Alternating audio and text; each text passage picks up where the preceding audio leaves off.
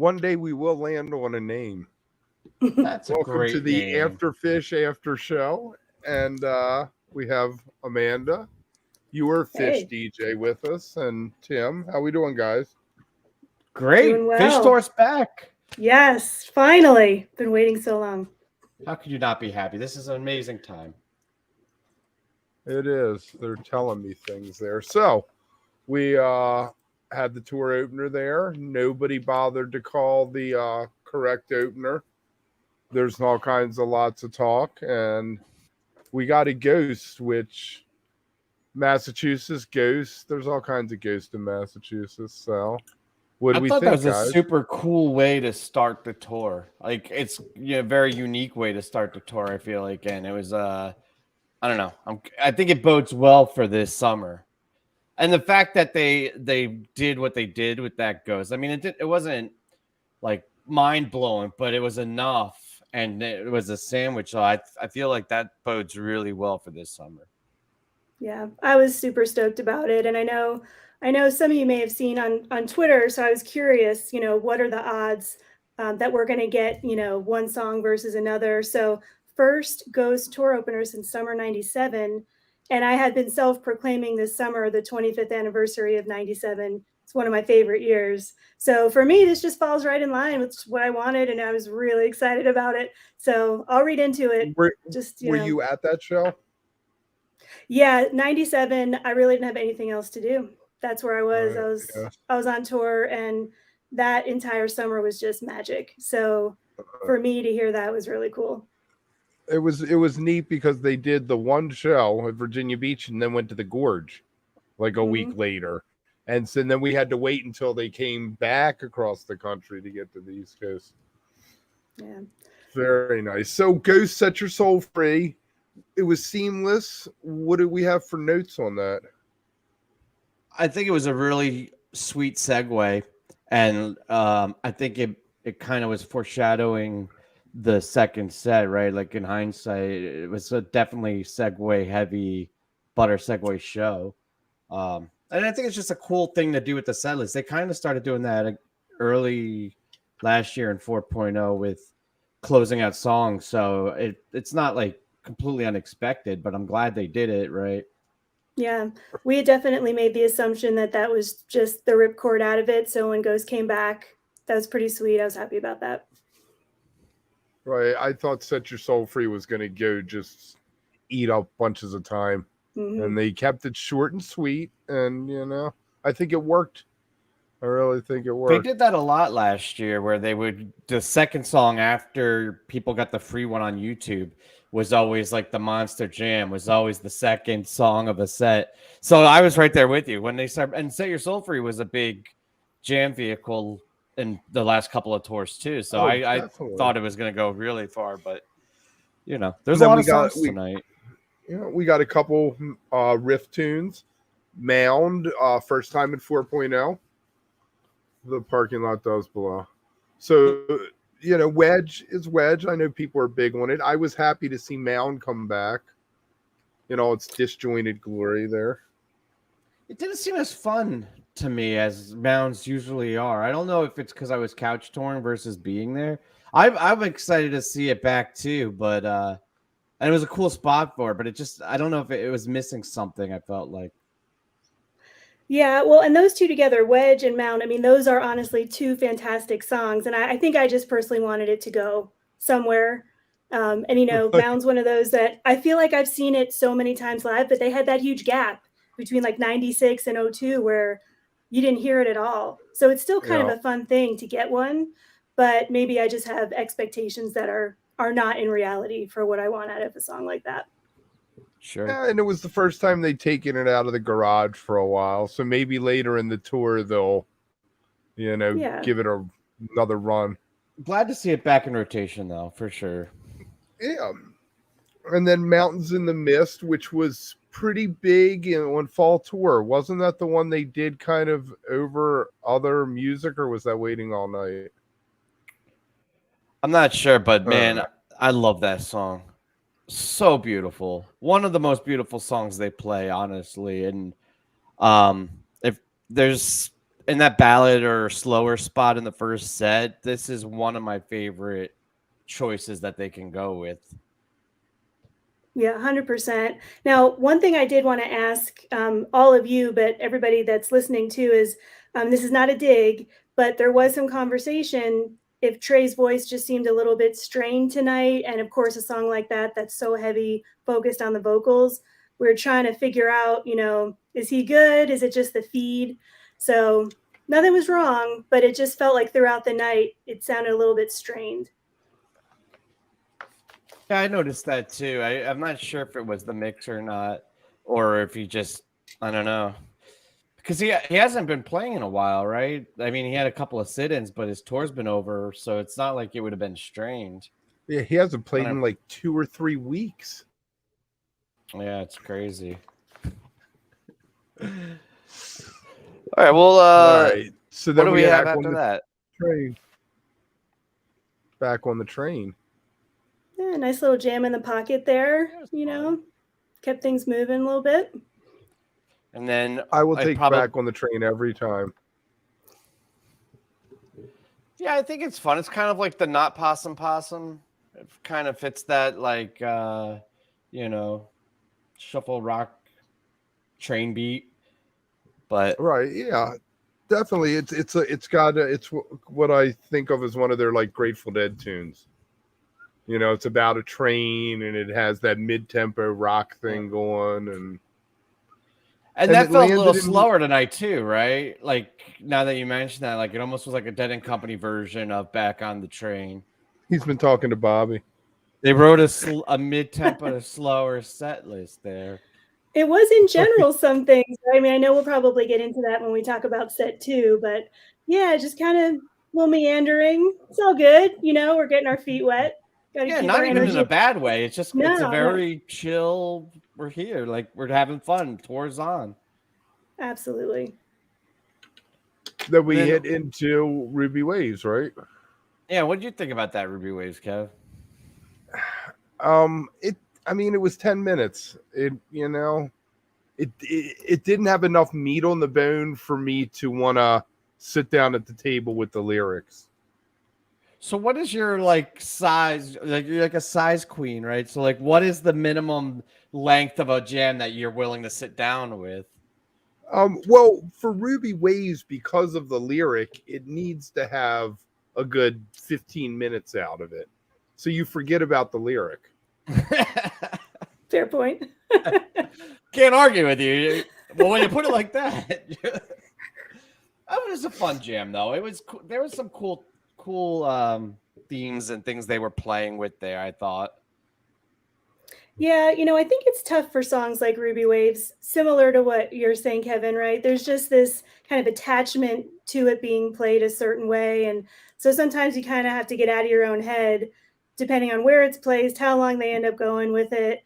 I was really curious to see where they would take that after, like, what are they going to follow this with? And I was honestly surprised by 2 of the 3 songs that came after, for sure. Didn't expect, I've Been Around, but who does? They definitely don't play that one too much, especially after Merriweather. Did Trey get up? Did Paige get up and stroll the stage?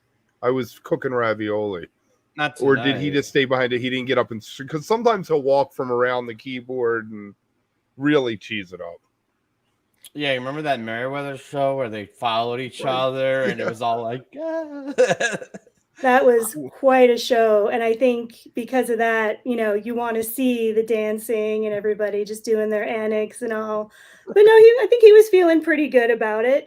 That one, I always have to check myself because in my mind, I'm thinking, this is a cover. No, it's not. It's not a cover, but it just has that flow. It's such a unique sound, even for a Paige song, that I always kind of have to think about that one for a minute. Yeah. Yes. I think it's so much fun. Yeah. So much 3 fun. years ago tonight. Now, somebody told us that jam from Ruby Waves from Alpine was supposed to be out of Mercury. Didn't they tell somebody? Oh, yeah. I forget who was saying that, but like, it was the Mercury was right before the Ruby Waves. And then Brian was saying that on HF Pod. Right. We should say that. We'll use this as a quick sequitur. Tomorrow check out HF Pod's recap of the show at 1:00 Eastern. They'll have a chance to sleep, digest a little bit more, and not have the ghetto reaction like us. But we are each doing this and working with each other. But Brian was saying that and how it's so funny. They didn't know what to do with it. They went into Ruby Waves and then, yep, exactly. And then the rest is history. And the rest is 38 minutes later. Yeah. And then we ended up with Tube, and I'm going to throw out my Tube theory now. It's the song Trey plays when he doesn't know what to do. It's his like crutch. He just will go into Tube. That's an incredible go-to crutch, man. If I could live my life like that, I'd be doing so well. You know, when you first said that, Kev, I thought you were out of your damn mind. But now that I've mulled on it a little bit, there is something to it because it is everybody kind of digs that song. So, and it fits in a lot of places, right? So it's not like it's just like some easy thing to just fall into, but it does fit in a lot of areas. You put a tube somewhere, it's going to do what it's supposed to do. Mm-hmm. Yeah, and nobody's going to be really pissed about it. You know, I think it worked really well in that spot. And I thought Phish, and maybe this is a good, because at some point I wanted to bring this up. Phish was on fire tonight. His playing was pristine. And I don't know, like everybody I think listens to different things more than others. I thought, fuck you, Lama. I honestly thought his playing was so good tonight. I liked here. I want to share this because I am a big kit, as you guys know if you watch this. He has a new shells, this washy purple kit, and it sounded great and it looks great, and I am all tuned up, right? Tuned up great. I don't know what it is, if it's Noble and Cooley or Gretsch. It kind of looks like the Gretsch lugs, but anyway, I'm glad to see you came with a picture that you brought show and tell with you. Right? Very prepared tonight. You know how hard it was to find a well-lit picture with white lights? Because I was like, oh, that's a sweet kit. But every time I tried to get a screenshot, there'd be like blue lights or red lights, and it didn't look like the actual drum set. And then we got a white light jam, which I think was in the second set. And I got that picture. Yep. Nice. Dedication. It is. And then we closed out the set with another Ghost song, About to Run, which has become a monster. Fantastic lyric. The Liar, him yelling liar is just hot. It's fucking great. I love that song. I'll just say it. Yeah. I was super excited to get that tonight. And closing out the set too, it just leaves you, or at least for me, leaves me with a feeling of like, I want to know how they're going to come back. Because to me, that's a song that really can go somewhere. And I think I mentioned this to you both earlier, but it is one of the songs that reminds me that I really like Ghosts of the Forest a lot more than I talk about. I tend to talk about old stuff, right? But that's something that I think can really stand the test of time. Yeah, I remember leaving the Met. That's where I saw like the Ghosts of the Forest run, was when he played in Philly. And that was the only song that stuck with me. That was the one that was in my head right from night one. The second I heard it, it was just like none of us, when I went and saw it, I hadn't heard it. I don't think the album came out till after the tour. Yeah, no, that was the first time I had heard it. I think they teased to release some songs, but not the whole album. Right. You should put your album out before you tour. That's the point of touring, is to sell the album. You don't tell Trey what to do. Why do the traditional thing, just keep people guessing. If people knew that he was going to do the same set list every night, they wouldn't have bought Dude, Steve Vickner, he was bragging before that tour. He's like, he was going to go to every single show. And then like 3 shows in, he's like, I don't think I want to do this anymore. Debut. Yeah, if you change your mind. I got to feed my dog or something. Hey, I'm going on Ghost of the Forest tour. Llama, can you run the ticker for set 2? Do you not remember what it was? No. When I ran it before, it was like eating up all my resources and making my computer start because it was running from my system, Look at this. We have a producer in the middle of the night. It's amazing. High quality show right here. We have Chalk Dust Torture to open the second set, and they didn't finish it. Everyone in 4.0 has gone back, had the ending, and then done another jam after they sang the end part. So And a nice little fun intro there, which I really want to go back and listen to again because it sounded a little queued up differently. Tempo seemed just a little bit slower. And I know people are already chatting about that for sure. But yeah, it's kind of a cool way to get into the second set, I think. It almost felt like they were going to misfire, right? Mhm. Like when he was setting it up, and I don't know, I had a little anxiety. I was like, oh, they're going to misfire this, and then they nailed it. I mean, it was slower, but it was tight to start, and I really liked the segue out of it and the fact that they didn't finish it because that going right into Plasma, the Chalk Dust Jam in itself was cool. But that segue was, I haven't heard a segue like that in quite a while. And it was only the first of many tonight. It seems like Plasma is a really easy song for the band to segue in and out of stuff with, though. Like at Dick's, remember Dick's last year? They did Plasma in the second set, and it just kind of it kind of shows up. It's like, hey, we're here. Right, but are you ever disappointed? Are you ever like, oh, No, Plasma? I love it. I love it. I will take a Plasma every night. Not every night, but not at least every on night. Tuesdays and Fridays, Thursdays, whatever we are. Well, and then we went in. I was gonna say we talked about Plasma on the last tour too, because I remember it was one of the nights that I was on, but I don't recall that kind of transition in. And so, yeah, definitely, I think a really great kind of moment where even that early on, some of us were talking about just we want the segues. It's just fun to see how they're going to do it. You know, is it going to work? I think they did a great job with that tonight, honestly. They did. 100%. Then we ended up in the sixth week of pod that did not have a mics. The micless pog was so fun and so funky, fully loaded with bleeps and bloops and dystopian weirdness, and I am all about it. I think that for me personally was the highlight of the night. I was already super built up off of the Plasma and the Chalk Dust. It was a great trajectory, but the pog for me was my highlight. Yeah, I'll take it anytime. Any way I can get it. It was so groovy, and I feel like it just was that like real danceable moment of the night if one is so inclined to do such a thing. Yeah. And you need that. You got to get that energy to that point, but it just transitioned really good. Yeah, all that robotic, all those effects. I was really digging that.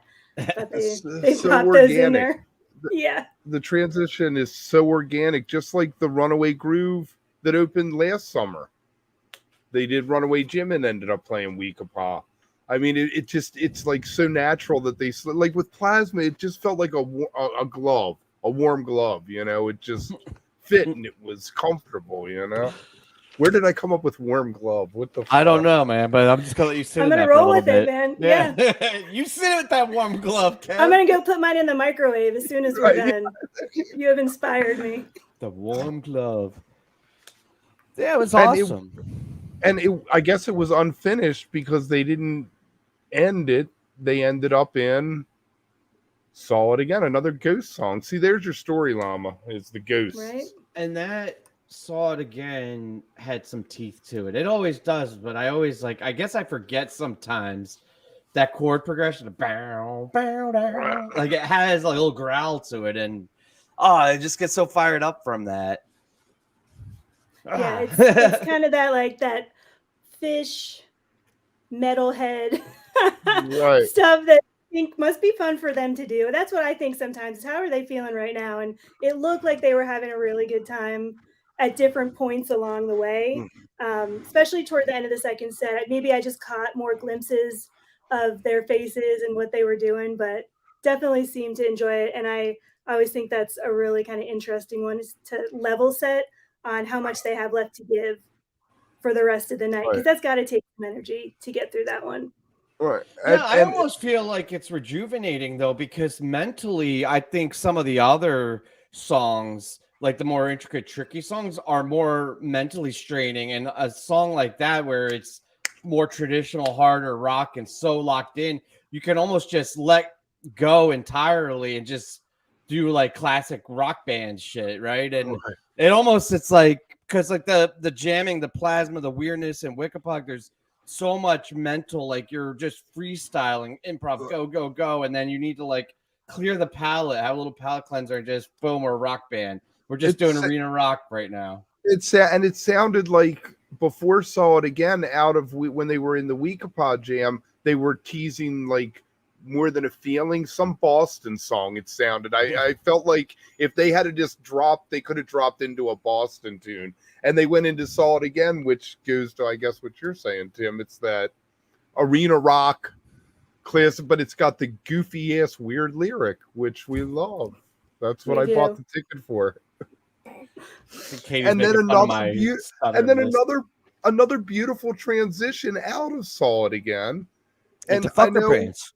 Right, and I am a Caspian stan. I will take that. I think that it's a really beautiful piece of music, and and T was saying that too. How it's like 90s style, a little fast. It was like a fast Caspian. I'll stop calling it pants.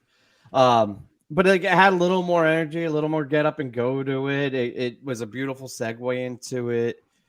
I think up to this point was really the perfect set for me. I'm iffy about from here on out after that, but the Caspian was really, I think, super strong. I like what they did with it. Yeah, that's a song. It's hard for it to go poorly. I like my Caspian with a lot of peaks and valleys. Like that's my ultimate. And I feel like they had a really solid, consistent groove going on with it. I enjoyed that. But if I had my way, that one could have gone way, way, way longer. But I still think they got it in there and did it justice for sure. I think it was one of these things where Trey, once he got into it, he's like, oh wait, let's do this. And I think he was making mental notes. And then he's like, I love playing number line. So he number lined fucker pants. He number lined fucker pants. Like, oh my God, Trey, why? All right, listen. Number line and Bug, fine. I don't want to get in an argument with you if you love those songs. I actually like Bug because it's kind of like an anthem to me, right? Like I love that whole like it doesn't matter shit. But if they in a different universe took Numberline and Bug out of this set list and took Caspian for a walk and really stretched it out into a jam, into that sand, I think it would have been one of the best sets that I've seen in years. Like a very strong set. I just felt like Numberline really damaged this set, in my opinion. I don't know. Numberline did what Numberline does. It did. Oh my God! It got numberlined. Some really good comments right now too. I'm watching those, and I appreciate we have a Numberline apologist here. I mean, you got to stick with the ones you love. You just got to do it. It just is a little bit of a shock. I think I was in such a deep space with the set as it had been to this point that it's not the song per se. It's just where it came in that I was not. It just kind of got me out of where I was.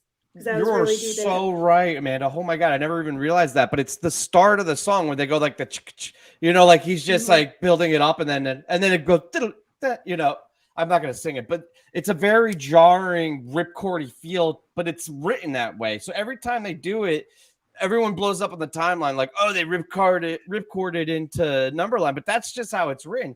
If you can refigure out the transition right into Numberline without that weird. It should be an encore. Open the encore slot, then it doesn't matter that it comes in like that. Some, are just good standalone or in a certain position type songs, I think. And that might be one of them for that reason. But he always wants to throw it into a jam because he's playing the jam and he hears beyond the beginning. He's like, this would fit so well with where Numberline ends up. Thank you, Brother Wook. And then Bug, I mean, Bug, I think Bug needs a guest vocalist is what's going on from here on out. Really? Who? Yes. I don't remember her name. Jovi? Jovi. Yeah. Is that who you're talking about? Yes, I'm being smart ass. Well, did you see Trey? He turned around and called it like right there at that second. So I was like, oh, he's feeling it now. Like you could literally hear him say it. And I was like, okay, I guess that's what's happening,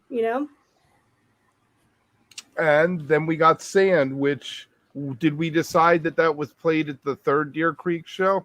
I don't know if our producer ever verified it. My shoddy Wook memory, I tend to think that it was the night 3 of Deer Creek. I think it was back-to-back shows we got sand is where we were going with this. Our Yeah, I faithful mean, viewers. it was definitely at Deer Creek, so it's within the last couple of shows. Right. Our producer, I was just about to say our llama. Our producer is backstage just like, I don't know, man, I'm too high to look shit up. But I'm He's like, backstage having pizza or something. why the He's fuck in the is he green gonna- room, eating all our food in the green room. Shit. All right. Even all my vegan options. No, just kidding. Yeah, I I bet Brian and Megan tomorrow will know if it was back to back. When you watch HF Pod, they'll be prepared. they will. I don't know, man. I loved it. I love the Deer Creek one more, but I thought it was the only thing.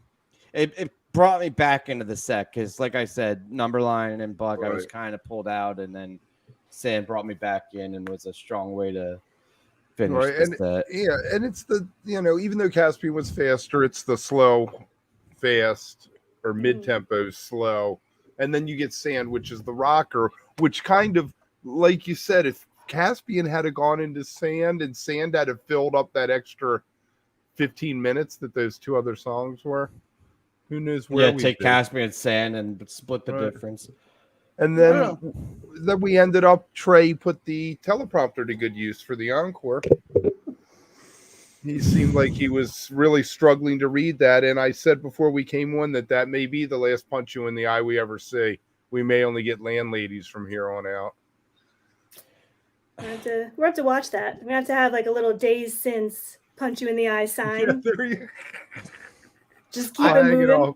Yeah. Hang it up to my office. I There you don't go. blame him for not, you know what I mean? I couldn't do any of these songs, just the lyrics, let alone what he does with guitar. So, like, I don't blame him for not knowing the lyrics because he knows a billion songs. But at the same time, it is kind of just like sad, or not sad. It's just like a bummer, though, that I feel like there's some songs that are just going to have to go by the wayside because of the complexity of the lyrics. And he looked, I mean, I think he was focused on reading, but the looking down, and it took him out of the performance. And I don't know. I love I call it pie because of the way I read it, but punch, I Punch think you in it's, the eye. I don't know. I think you're right. I think it stays or numbered. Pie. Sounds like the stone. It's the shit I shouldn't admit out loud. It's like, We all I do read it. it in my mind as pie, but nobody actually says that out loud, and I'm just full on admitting it. Before we move on to the end of the Encore, though, I did want to give a shout out to the Yeah sample making its glorious return in Punch. For those of you who weren't sure if the samples were Perfectly gonna be back. timed. Perfectly Perfectly timed. Unbelievable. I And then they really didn't finished think the- we were going to get one. I actually was thinking, is this going to happen? And, there it is. Yeah, like maybe the beaver. He had jumped the shark with the beaver in Spring Tour, and Yeah, I don't know about that one. I like the Yeah because it's clear, it's articulate, it's percussive, it can be used as an as a drum accent. beat, right? Yeah. I feel like the beaver passage or some of those other ones, it's more of just like, I don't know. I could do without those. I like the articulate ones. Right. Very Wanna nice. Bring us And home with the last one. then Santos, yeah. I mean, Santos is a big arena rock number, and it again is, I think perfect where it is to, close out a show. It leaves you wanting more. You want to come back the next day. Whereas if they played something like More, it would make you not want more. I like that. Yeah, it's fun. It's really fun. So personal story, I was up in Breckenridge, I live out here in Colorado, wearing my Phish visor just yesterday, literally, and eating out, and the waiter at the restaurant just very quietly walks by and he says, "My dog's name is Santos." He's just walking back to the kitchen like, hell yeah. So, Right. maybe that was a little bit of like, maybe he knew something. You never know. Kismet, right? That's yes. right, for sure. So I've been thinking about that song ever since then because it was hilarious. It's like how you let other Phish fans know you're a Phish fan when you don't have like your gear on. It's gotta like be like Yeah. soft spoken about it. Yeah. Real. All right, so real quick, what are you calling tomorrow? One song. I wasn't prepared for this. Good question. I think You Enjoy Myself. I read something that it's been a insane amount of time since they brought that in to Massachusetts and the great Northeast New England area. So That's cool. I'm going to say what I say every time, and I'm almost always wrong. And I'm just going to say lizards because that's what I want to hear. So I pick it in every pool, no matter what. And I know going in, what's likely to happen, but that's what I'm going with tonight. Nice. what about you, Kev? What do you got? I am going to go with a Mercury. I think they're going to get that one out of the way in the first set tomorrow. You know what I would love to see tomorrow? A really swanky gumbo, just like a really awesome, drawn out, yummy, tasty gumbo. Yeah, just a play big for old pot of gumbo. The last time they did gumbo, they gave you like a cup. It was fucking nothing. I know, and it had such good feel to it. It just didn't have enough. It was like a sample. You have a taste, and then they pull it away from you. Give me more of that. I want more of that. This was a great tour opener, though. Honestly, like I know it had its ups and downs, and we're being critical because that's kind of what we're doing, right? We're on a YouTube show to do. Analyze. Yeah, paid the big bucks. We're making the big. So, but I think it was a great tour opener. And speaking of more, if you want more, we'll be here tomorrow night with I have Pixel Wooks coming on with us, and we have Megan from Helping Friendly Pod will be on tomorrow night. And if you enjoyed Amanda being on, make sure you're here on the 22nd of this month. And then what was your other day? The 31st. Couple more, 31st, and then August 12th. So Alpine Valley too. Yeah. So make sure that you check back in. And Amanda, thank you so much. You were just 1 point. You got it going on. Appreciate it. Excited for seeing the rest of this tour, and can't wait to come back in a week or so. So I'll see y'all then. Yes, coming on. All right, hold on for a second. For you. While we go you want to?